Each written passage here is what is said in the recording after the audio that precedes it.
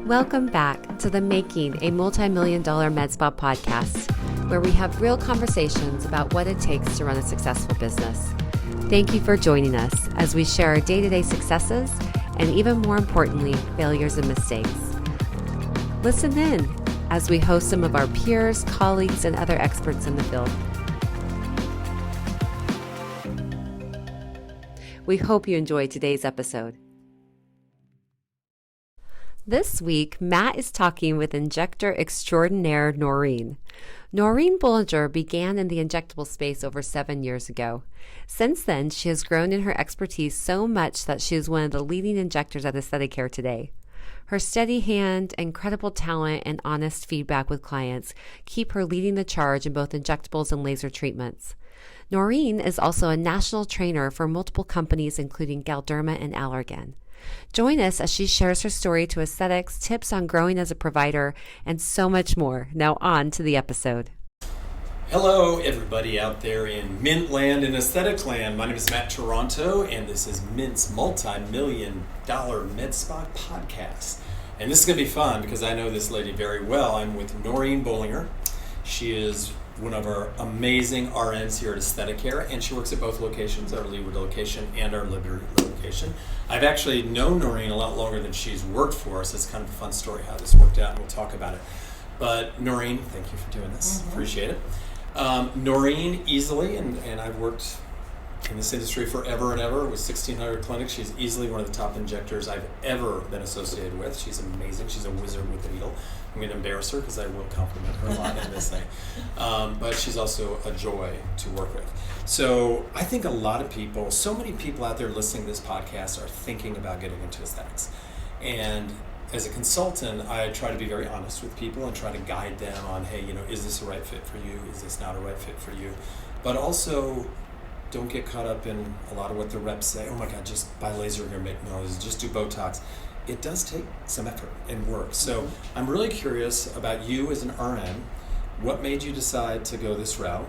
And when you made that decision, what path did you take? Great question. So I actually just got into this industry by chance. It kind of fell into my lap. Somebody I knew that was in the industry said, oh, you'd be great at injectables. I didn't even know what Botox was at the time. I was 33. And I was like, a year ago then? You're 33? Yep. I'm lying for those who can't see her. She looks very young, but she's older than 33. That's almost 10 years ago. There you go. And so I thought, you know what, I'll give it a shot. And for the first year, I was terrified. If I look back and I think how scared I was that I even stuck with it, I wanted to quit multiple times. My husband would be like, just give it time, you're not going to be perfect. I was terrified that I was going to hurt somebody, I was going to make somebody blind, I was going to give them an occlusion. I had just a horrible fear. But I kind of stuck with it and learned all the anatomy I could. And how many people did you blind? Zero. There you go. But just some of that healthy fear, which I think is very healthy. So when I am training other people, if you're nervous, you should be. If you're not nervous, chances are you're going to hurt somebody. And so a healthy fear of all the vessels, all the structures underneath the skin, basically. Well, let me interrupt her. I didn't say this. Noreen has been training for Allergan and Galderma and now RHA, right? Yep. For how long have you been a trainer? Since 2018. Yeah, so for 4 years now. So she's not just an injector, she also teaches this. So she has a great background there. So I love the fact, because I agree, and this is true even if you relate to sports, the good nervousness that you get, the excitement, but the fear also that you're to making sure that you can focus. Because I do think something wrong in our industry is the idea, I could go to one day of Botox training and I'll be ready. No, that's a lie. Or one day of filler training, even more so. But it takes more than that. So your first year, talk about the initial training you went through, and I know you've just done tons of trainings for yourself since, but initially, how did you handle that? So I followed an experienced injector around for maybe a month, and then I was let out on my own. I had no clue what I was doing. I was terrified. Every day I would pray that I did not get a filler patient on my schedule. And by the way, I don't think that's the way she would recommend, just following somebody for a month and doing it. No. Okay. I only injected a couple patients before I was on my own. And so it was terrifying. I just studied. I looked at the anatomy. I did everything I could. And this is back in the day when we don't have all these apps. We don't have all the trainings from the companies. Really, all of our training was us going out, searching and finding it. Correct. And so I tried to be as safe as I could, finding the safest ways, learning how to use cannulas really early on to make myself feel a little bit safer. But I would say for the first 2 years, I was scared every time I had a filler patient. I was not only, I wanted to deliver the results that I thought the person wanted, I wanted them to be happy as well as the safest route as well. And so I think that's a good thing. Whenever people come in that I'm training, if they're not scared at all, and I call them cowboy injectors, they're just poking all over the face, the person's not clean. Those are the people that scare me the most. Those are the people that are going to have an issue. And so there's a little bit of healthy fear. When I'm in danger areas, when I'm in the temple on glabella or anything with cannula or with filler now, I try to do it the safest way with cannulas. But I still have a little bit of healthy fear. Like, okay, what could go wrong here? How am I going to make this as safest? I'm going to aspirate, I'm going to use a cannula and different things. And so working through some of that, I think really made me a better injector. And so when I go train and I see somebody that's super nervous or they're shaky at first, I'm like, that's okay. That you should be nervous. If you're not nervous, that's very, very odd. So I think just working through that, if you had told me 10 years ago I'd still be sitting doing injectables, I would have told you that probably wouldn't have happened in my head because I was so scared. But I think just working through that actually makes you a better injector. Well, and it worked well because obviously you've become quite the master at it. But I will tell you, and I think a great attitude to have in anything, whether it's lasers or injectables, something is that you're continually trying to learn, and that you're always looking for other ways to educate yourself. What you said is true. You know, when I was young in this industry, there was no internet, there was no YouTube. It's amazing what you can just see on YouTube now. Right. And a lot of it is not good, but a lot of it is good. And so I think what I always tell people, I don't care what you're doing as a provider, you better come in with a sponge of a brain. Right. And with this not an arrogance that, oh my God, I'm so good, I don't need much training. No, I think you cannot be overtrained. No, that insatiable need to be trained. I was searching out, I would stalk people. Just, what are you doing? How are you making this result? Why are you doing this? What's the outcome? And I think you have to have that. And I think that is kind of a personality. You can't teach somebody how to want. That's, you either have it or you don't. But I wanted to be the best that I could, not competing with anybody else, but the best, so I was proud of myself at the end of the day, and then people were happy. And so I always tell people in this industry, never compete with each other. There's enough patience for everyone. Compete with yourself. Could I have done that better? And so when people would come back for their follow-ups, I would always take their after pictures, and they could have been totally happy, but in my head I'm like, oh, I should have put a bit more here. Oh, I went too deep there. Always critiquing yourself and how you can make a better result next time. And I think that brings up a great point, because I think one thing we all have to understand is that we're human beings and we're not going to be perfect every time. And I think the best injectors like you are a little bit of a perfectionist and you want it to go well every time.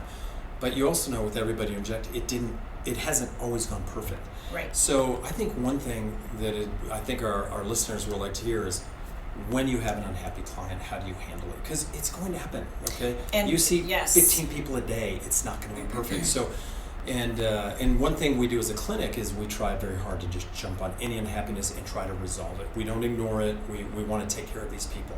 And I would say half the time the person is a little bit difficult and it's really not an issue. But there's some times where it doesn't do well. So kind of walk through, if you have somebody unhappy, what is your process of handling that? So I love to see people back for follow-up. So anytime I do Botox or Dysport or neurotoxin, they've never had it before, I want to see them 2 weeks after just to take their before and afters, because a lot of times they don't know what's normal. Is this spot brow normal? Did I put too much in the forehead? I love that, and I feel like that anybody starting out should always see their people back at 2 weeks. I saw all my filler people back at 2 weeks when I first started out because I really wanted to judge myself. How did I do? So if somebody comes back and they're not happy, and I'm like, oh, yeah, I see what you mean. You know what? There's a smidge too much filler in that area. I'm always going to listen to their concerns and then address them. What I can do, I can soften it. I can put a little bit of Hylenex, dissolve just a little bit in that area. Or is it something where they had an expectation, so they have the thinnest lips on the planet, you put one syringe in and they think they're going to be Kim Kardashian, which is not going to happen. And that teaches you to set your expectations. So if I know somebody comes in with really thin lips, you're going to need multiple syringes, probably 2 syringes, not at the same time. Let your lips kind of open up, and then we can put another syringe in. So always trying to meet their expectations, but explain to them what to expect. The other thing I love about working at Aesthetic Hair is the autonomy to say, you know what, I did this person, I don't love the way their filler turned out. I'm going to dissolve it, I'm going to do it again, and I'm going to be able to do that because I know I can get a syringe from the rep and I can make that right. You know, a lot of other practices don't do that. So if you don't have a happy client, you don't have the autonomy to say, hey, I got to make that right, which is a great thing here because we get to do that. And I love that because I've worked in a practice where that wasn't the case, and you're trying to make that person happy, but then you have, you know, handcuffs on. So I think making expectations, setting the expectations is the biggest thing that I've learned over the years. There are some people you are not going to make happy. They could look like a supermodel, and true. When you're done, and you can do a before and after, and you're like, I could have not done that better. And you just sometimes you just have to let go of that client and say, I don't think we can make you happy, and that's okay. But it does. That's the hardest thing as a provider is I'm a people pleaser. So I want everybody to be happy, and it does. I take it home with me. I think about it. It gives me an upset stomach because I don't want them to be unhappy with what I did because it's a direct, it's a direct result of my abilities. Well, and it's a great point, and I think this is so true in our industry. I met with a lady the other day, and she's been a great client, and she's a very nice person. But she is so critical of her own skin. And she's pointing at things that she doesn't like that I'm 2 feet away, I cannot see. And I'm saying, okay, now, in polite ways, so tell me what you see, because I got to be honest, I'm right here, and I don't see it. And my guess is you're the only one who does, which is fine, because, what you think matters. But I've always thought one of the most difficult client is one I look at and think, oh my God, your skin is beautiful, and they hate it. Yep. I just think that's tough. And I think what you said is you got to be honest. Well, and you do, and everybody's taking selfies. So you can take 50 selfies, and they're all going to be different. But they'll focus on one that's in a weird light where they see a shadow in their nasolabial fold, they need filler, you're telling them, no, you're going to get too much there, you're going to look like a monkey mouth. But they see that in that picture, and they keep going back to that picture. The hard thing now is social media, TikTok, Facebook, they're seeing things a lot that are filtered, but they don't understand what's filtered and what's not filtered sometimes. And so they see these results and I need this treatment, I need that treatment. And I have to tell them that thread result you got, that is edited. That's an edited picture. And so letting them understand that is not real life. If you have a magnifying mirror, throw it away because what you're seeing, nobody else sees. That's right. And that's the first thing I ask people when they start focusing on their pores. Do you have a magnifying mirror? Almost always they say yes. Because you're seeing something nobody else sees. 10 times magnified, which, the $6 million man would have to be there to do it. So, and I think we're our own worst critic. And this brings up a really good point because I think one of Noreen's greatest skills as an injector is truly explaining what it takes to fill to correction. And I think in fillers in general, there's a misconception that somebody says, okay, what I can afford is 1 cc, but I want you to do my nasolabial folds, my marinette lines, and my lips. No. And I know you hear that a lot, so talk about how you handle it because you're so good at it. So I always want to set them up for success. So if you can afford 1 syringe and you need 10, you're wasting your money. Essentially, you're throwing it away. So I tell them, pick one area. We can start with your cheeks, but we're going to correct your cheeks. So if you need 4 syringes in your cheeks, we'll start there. If you can only afford 1 syringe, I don't want to do it at all because you're not going to be happy. And I would want somebody to tell me that. So if 1 syringe is 1 blueberry essentially, and you've lost the volume of a grapefruit, it's not going to do anything. So, and I that is such a good analogy. 1 syringe is a blueberry. Blueberry. It's a tiny amount. Yeah, or it's like 1/5 of a teaspoon or something. Yeah. It's such a small amount. So making them see that. And the other thing I love to do is I pull up before and afters of people that have let me use their pictures. And I say, this person here, I did 7 syringes on. And look where they started. And then look where you're at. So this is the result for 7 syringes. So I'm always trying to find somebody that I can think, okay, they kind of look similar, and this is how many I did, so they can really, truly understand. No, 10 syringes isn't going to make you look overdone if it's done in the right way. But 1 syringe in somebody that is 70 that's never had anything done is just a drop in the bucket. You're not going to notice a difference. And so I encourage them not to, or if it's somebody that comes in that has so much extra skin, like a client today that wanted threads. I mean, it was a good inch of skin when you pull it back. It is going to do nothing. You're going to waste your money. You can pay a couple $1,000s if you want to, but you're not going to be happy, go see a surgeon, because that's a surgical result. And I think in this industry, so many people have a hard time saying that. And I always say it in a kind way, but I don't want you to spend $2,000 with me today and get 10% of a result. I would rather you go explore all your options, and if surgery is not what you want to do, then you can come back and then we'll do it. And I think it's great. I've always, probably the best example of that, I think, that people have expectations are a lot of times the eyes. And somebody comes in, they've got this huge hooding going on, and they're like, well, I want this here. And I always tell our providers, say, well, the first thing you need to talk about is a bluff, because that's the home run. Yep. Okay, we can't do that. Here, what I can do is improve it a little bit and stuff like that, but if you want the best, we've got a great oculoplastic we work with, that's what you wanted. And in fact, for those of you listening who have our e-courses, you know this, we actually have a form that we developed that if somebody wants a treatment that we've told them we do not believe they're going to be happy with, we have them sign that form. Because we can do the treatment, we're not hurting them, right? Like cool sculpting is a good example. You know, they're too heavy. Right. They're not going to be happy with the result, but they want it anyway, and their neighbor they love it. No, I want it. Okay, we can do it, but we do not feel you're going to be happy. We don't advise you to do this treatment for the results of it, and I need you to sign this thing that we've talked about that. And I think that's important. It is important. It's really important. I think so many practices just want clients to come in and spend money. They'll do whatever. They're eager for cash, yes. or for revenue. People will come in and they're like, yeah, I did a microneedling treatment and they said it was going to get rid of all my acne scarring. I'm like, 1? But I hear that all the time. And I'm like, oh my gosh, 1, 10, and you may start to make a dent with just a regular microneedling without radiofrequency and different heat modalities.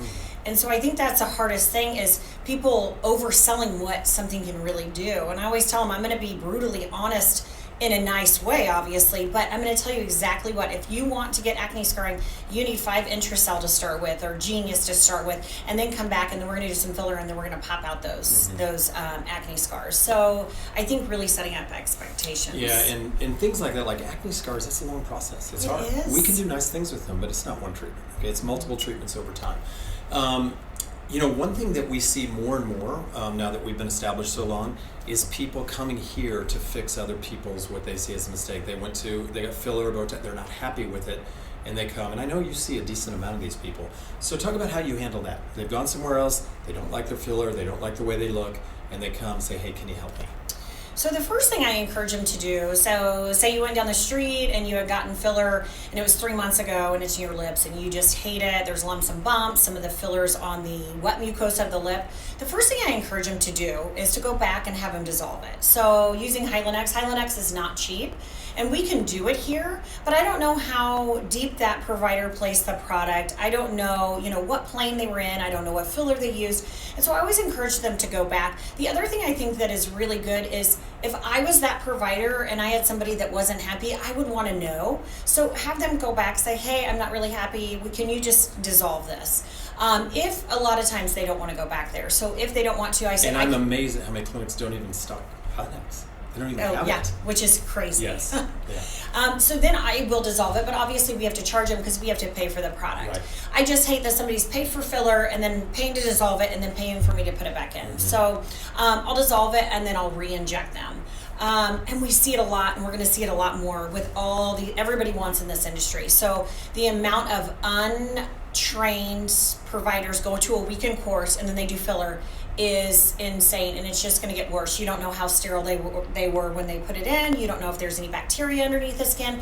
So it's kind of scary. And if I see people hopping around, they've been to 10 places in the last year. That's a red flag. I really don't want them to come here and I will tell them, I will see you. You can't go anywhere else because I don't know what's in your face. I don't know if there's bacteria sitting under the surface that's just waiting. Some biofilms kind of walled itself off, waiting to be exposed and to come to the surface. So then I will refill them, but I do encourage them. I tell them the more places you go, the more hands that are on your face and injecting things, the bigger you are likely to have a big problem, and you don't want to do that. Yeah. Well, and I think that leads to my next point is relationship building, because I do believe, and I always talk about, most women I know, they find somebody who they really like, who cuts their hair. I think you're really loyal to that person. I mean, they don't want to go to anywhere else. I always think, we're burning their skin with the laser. We're sticking needles in their face.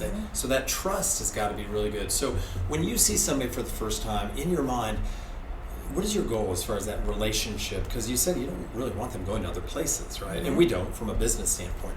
So what are some of your relationship building skills, because you've done such a good job of developing a very loyal clientele? I think the first thing is credentialing yourself, and I think a lot of people have a hard time doing that. Kind of bragging in a polite way. Yeah, just telling them why they're here and why you're glad that they're in your chair, but why they should trust you. What your experience is, that you are certified, that you are in the medical industry. I mean, in Missouri, you don't even have to be in the medical industry. There's people in town that are estheticians injecting a medication into somebody's face, which I think is terrifying. It is. And just why they should feel happy that they're in your chair. I think that's the first thing. And then the second thing is proving that you produce results. And so why they shouldn't want to go anywhere else, because you look great, you look natural. People always think how good your skin looks. So I think those are the two biggest things. And then just building rapport. I want to know what your kids are doing. I want to keep up with what's going on in your life. You have a big event. Okay, we got to make sure we get your appointments laid out so you can get everything done in time. I think those are the biggest things, building a relationship, just like you would do with a friend. I mean, and then half these people will become your friends. No, and that's true. And, there's so many different personalities. A lot of different personalities can succeed. We have an injector here who's very good, who's a little bit opposite of personality than Noreen, kind of quiet, kind of very conservative. And over the years, she's attracted that clientele. And so you don't have to always be this great salesperson, right? I think the key, and I was talking about the best way to sell is through education. And I like what you said, to credential yourself. I always think if I put myself in the shoe of the person you're about to treat, let them know why. What is it about you that they should feel comfortable about treating? And I tell you, in this business, I think if everybody you treat in your mind, you're thinking, I'm going to do everything I can to earn their business, right? And to make them look at me with trust that I can manage their aging for the rest of their life. Right. Which I think too often people think treatment and treatment. I'm just hoping that they let me treat them, and then instead of thinking, no, I'm going to take this person, I'm going to develop that trust where they trust me and they come back on a regular basis, even more so send you people. How do you handle the real needy client? The client, and we talked about, but there's some clients who they're needy. And they're going to come see you, and they try to monopolize a lot of time and stuff. I think that happens. How do you handle those people? That can be a challenge, especially when they ask for your phone number. Yes, yeah. That just happened to me last week. And literally the next day, I had about 20 text messages. Yeah. I think you have to let them know that you're there, but that you're also busy. And so I tell people, if you email me a 2-page email, the likelihood of me getting back to you, unless it's I'm going to scan over your email, make sure there's nothing in there that I need to address right away, that you haven't had injections. But if you're asking me about all these different devices that we don't carry and that type of thing, I just let them know, I'm really busy, I'm back to back with appointments. When I get time, I'll get back to you. That is really hard, and I am not great at it. I'm really not, because they can suck the life out of you. And I've had a couple over the last couple weeks that it really does. And I would say I definitely need to get better at that, because I always feel bad for them. And I always, I want to take care of them. I want to hold their hands. But so I just try to tell them, we'll discuss it when you come in for your next appointment. Some of those people, I have them block out extra time, because I know that I'm going to be in there for much longer talking about the same thing we talked about the last 4 appointments. But they just really need that reassurance. I think being kind, they're still clients. I think some people just come in and want to talk. Yeah. Well, and I think, there's a really good way to use being busy as a plus, right? Nothing attracts a crowd like a crowd. If you go into a restaurant at 7 o'clock at night on a Friday and it's dead, what is your thought? This place is not very good.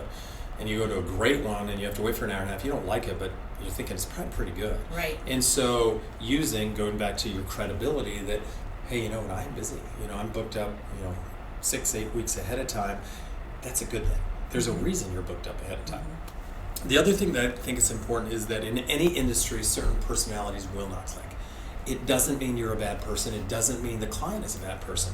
We have a number of people here in our clinic who are seeing a different provider than they initially saw.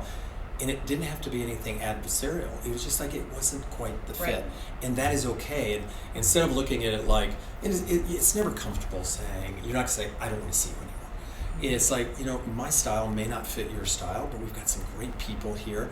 That's okay too. Right. It just doesn't matter. So, okay, let's get back up and something about you, probably the most impressive thing about you. And I analyze a lot of numbers, and I look at all kinds of nurses and PAs and nurse practitioners and doctors and look at what makes up their revenue. The vast majority of injectors do far more revenue in neurotoxins than fillers. You do more in fillers than you do in neurotoxins. You just have this gift for that. Why do you think that is? What is it about you that you do differently than the majority of injectors who, and maybe it's the path of least resistance, and neurotoxins a little easier, a little bit less expensive, but it's pretty rare you see somebody who does so much more filler than neurotoxins than you do. And why do you think that is? Well, anytime they come in for neurotoxin, I'm always planting the seed. Well, you need a little bit in your cheeks. We need a lift here. And I've always got what I'm going to do next before they leave the appointment. So, like, if you ever want to read my note, we did 20 units of Botox or what have you. Next time we're going to do cheeks and temples. So we already know. And the reason that is because she's so busy. She can't just say, oh, now let's just extend this appointment, we'll do it. So you're always looking ahead. Yeah. So we always know, and I'm always assessing when they're there. They're like, when do I need to get my next filler? When you come to your next Botox appointment, we'll look at that. So I'm always trying to set them up for their next treatment. And this is the thing, we're losing so much volume over time. We're losing deep fat pad, superficial fat pads, and we get bony reabsorption. So everybody needs filler because we're all losing volume, and it's all going down to the lower part of our face. So we're trying to pick that back up. I love filler. It's kind of like art. And I think that is, to me, that's what I would have said the number one thing, just from what I read, is you have a passion for it that's so good. And you guys, if you're an injector and you're in this, to be able to explain anatomy, and gravity yanks on our face every day, eventually it starts to win that fight. Like you said, it's pulling us south. And I think one of the things Noreen mentioned earlier that's so powerful is she's very good at immediately post-filler getting a picture before swelling takes place, so it's what the look you're looking for, and then she can show people that. It really gets them excited, doesn't it? I love it. I think before and after pictures are so important, and there's nothing that makes me happier than an awesome before and after. Like, holy moly, look at the difference. This is just from filler this one day, and people are so happy. People want to see that because we're making subtle changes. Should not look like a different person. So when you put them side by side and they're like, oh my gosh, my marionette lines are so much better, they are so pleased when they leave. And then if they come back and they're like, I don't know if I have any filler left, it's only been 4 months, and we look back at their before, they're like, oh, never mind. Mm-hmm. So I think pictures are one of the most important things that you can do.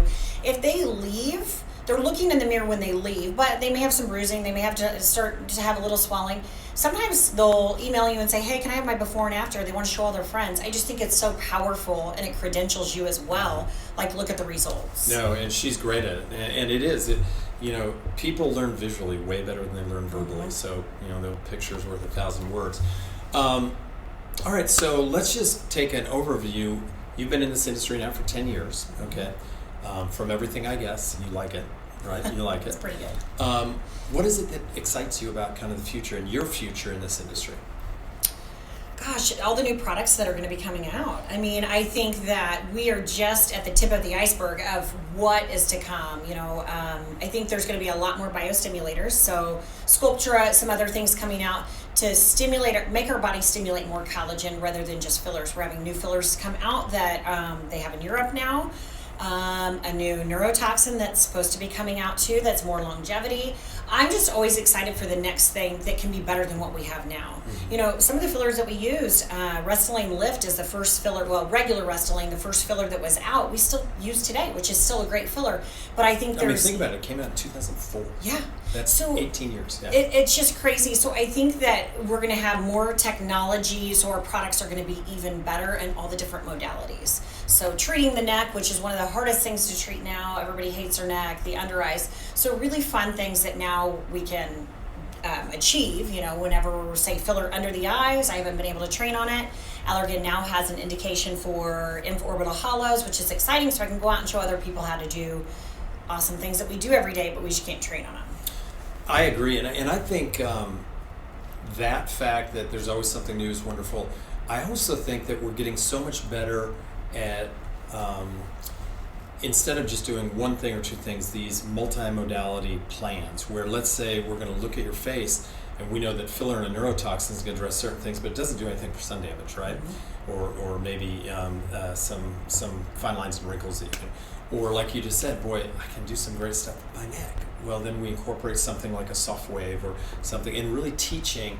And that's why I love that our providers are taught not just one thing, not just two things, kind of have a rounded example, because I know even though the dominant thing for you is neurotoxins fillers, you also talk about other modalities. Oh yeah, definitely. I mean, this is the thing. When people ask, what do I do first? Well, I always say, when you're looking at a bed, you want to change the bedspread before you change the mattress. So if you have all this sun damage, crepey skin, why would I just put filler in it first? Yeah, it's going to lift and elevate the tissue, but the outer appearance is going to be terrible. So I really try to get people to do Halo BBL first, get the outer appearance of their skin looking good, and then we'll get their volume back up to where it's supposed to be. So I think that's super important, getting them on retinol, getting them on growth factors.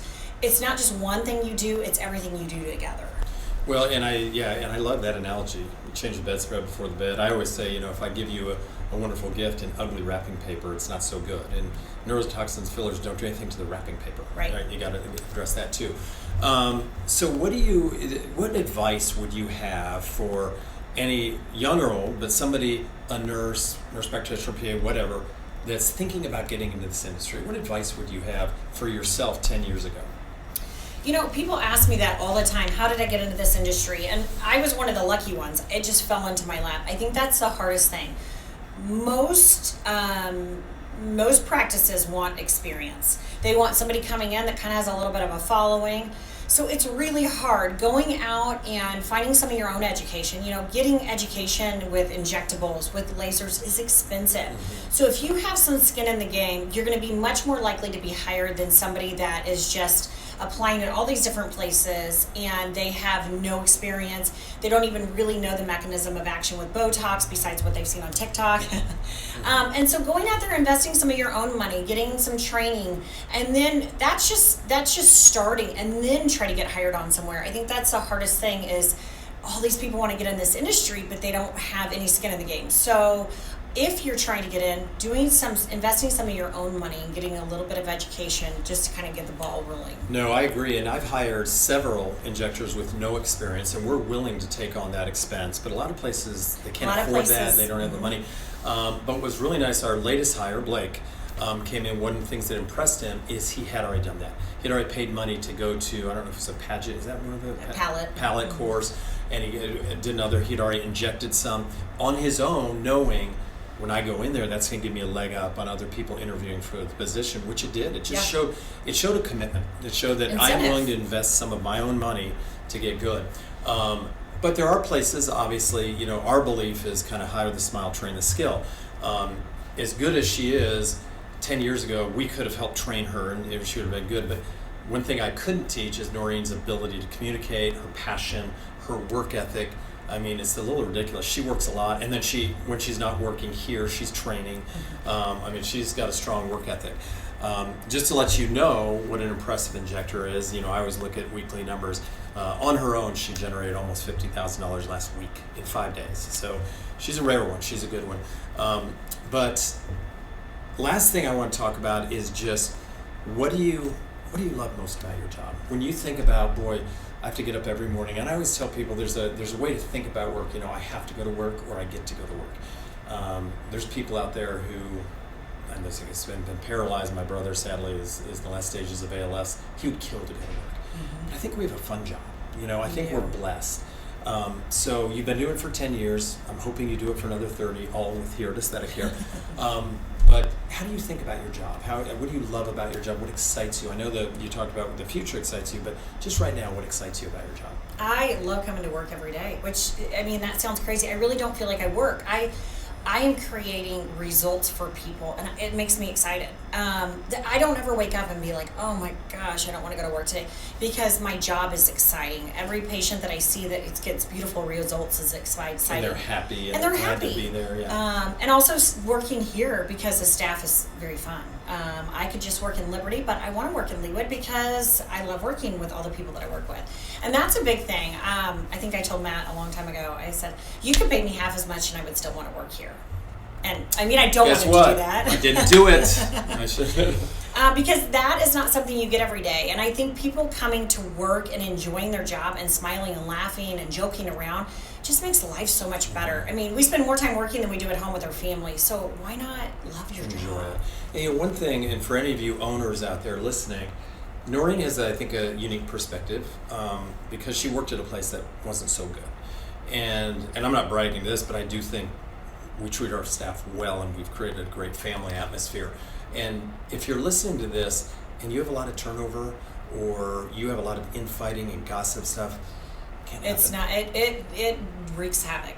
And it also makes you, feel sick to your stomach going to work. And so I look back and I'm like, I will never be in a situation like that ever again, because I didn't realize how much it affected my whole life. It affected how I treated my kids. It affected how I treated my spouse, because I was constantly anxious all the time. Just because when you're not appreciated and you just feel like you go to a workplace where there's constant chaos, it really, really impacts your whole life. So I say this all the time: don't ever work at a job you hate, or the people you work with. If they're not good people, there's always something that you can do to change that. Mm-hmm.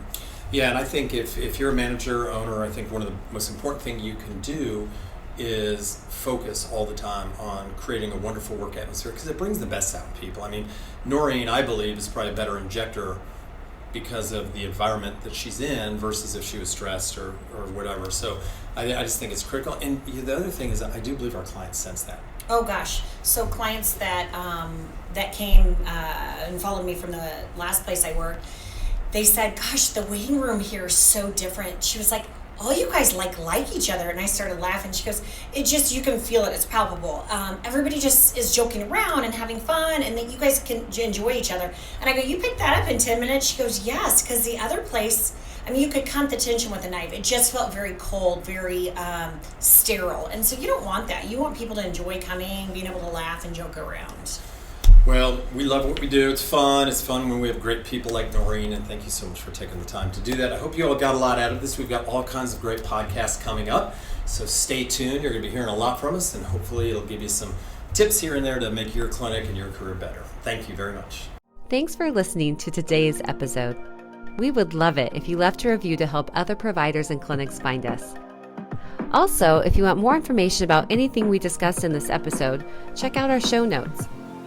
Until next time, this has been the Making a Multi-Million Dollar Med Spa podcast.